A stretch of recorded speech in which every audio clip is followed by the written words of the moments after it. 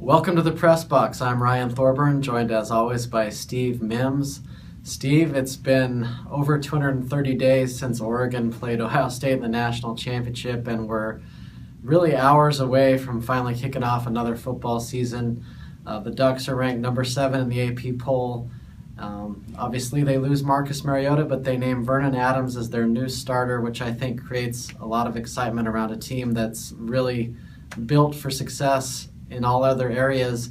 Kind of what are you looking at for this opener against Eastern Washington on Saturday night? Well, I think it'll be great drama. I think anytime you bring in a new quarterback and you get the first chance to see some of the new guys, it's going to be an exciting deal. But now you got in the fact that guy's playing up against his old teammates. I think people are going to be fascinated to not just watch him, watch his body language. Does he look like he's, kind of saying something back to the old teammates? Does it look like the old teammates are taking some hits at him? I think it just adds a great drama to the first game, and there's more drama than we've seen. We've seen Oregon play Nichols in South Dakota, which were FCS teams that were coming off losing records. Now you're actually facing an FCS team that feels like it can be in the championship game and has given Oregon State and Washington a run in the last couple of years. So I don't think it's kind of one of those where you go out there and just kind of see how many points Oregon can pile up. I think there's actually a little bit more to watch with an opponent.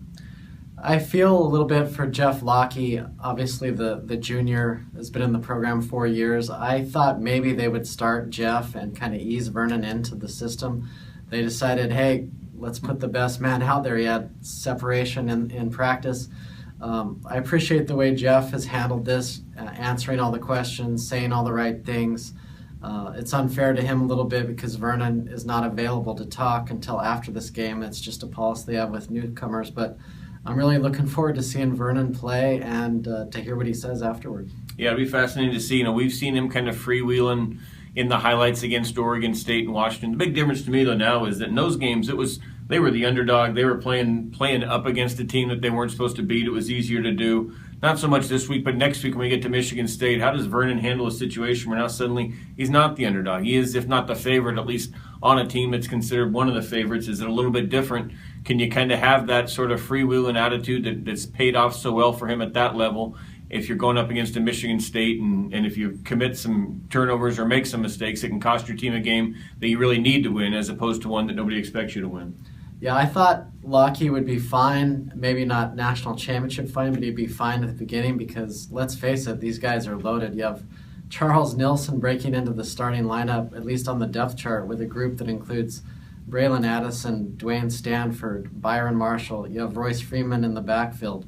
I think most Ducks fans trust that Steve Greatwood's going to have another really good offensive line. I mean, just sticking with offense for another minute here, what do you think Adams' approach should be? Because he's used to making big plays by himself. Yeah, I think we've seen that Oregon's talked about don't make mistakes. If it comes down to, I think we're going to see him throw a lot of deep balls. That's the one thing receivers have talked about a lot, that he throws a great deep ball. I think we're going to see him look deep down the field quite a bit. We'll be seeing Addison, Stanford, and those guys. I think they'll try to kind of let him, let it go a little bit. But I also think they're going to try to limit, you don't want any interceptions, making any kind of risky plays.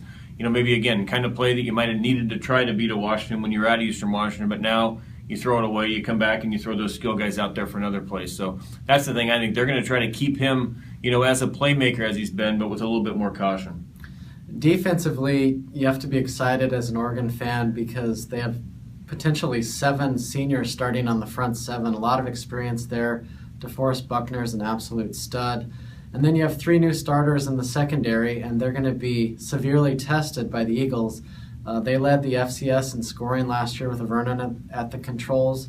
Vernon Adams is an interesting replacement there. He's a 6'4" guy, and they're loaded at wide receiver. So I think that's going to be a fun matchup. Oregon's defense trying to slow down this passing attack. Certainly, because you talk about, Cisse started a couple big games, obviously the 2 bowl games, but he's only started 3. Arian Springs hasn't started any. Your backups are a true freshman and a guy who was playing quarterback 3 weeks ago. So if your first line of guys, if they do struggle and you got to bring in some other guys, you got complete inexperience behind them, and you can guarantee that the Michigan State and Connor Cook are keeping an eye on it too. So this week, I think it'll be important for those guys to build some confidence, knowing that the following week they're really going to have one of the nation's best quarterbacks coming up against them. So next week is Michigan State, but I think this week is going to be fun. This isn't just a pushover. This is Oregon starting the Marcus Mariota era against a real FCS contender, and the Vernon Adams show begins. So we'll talk to you after the game and see how it all plays out.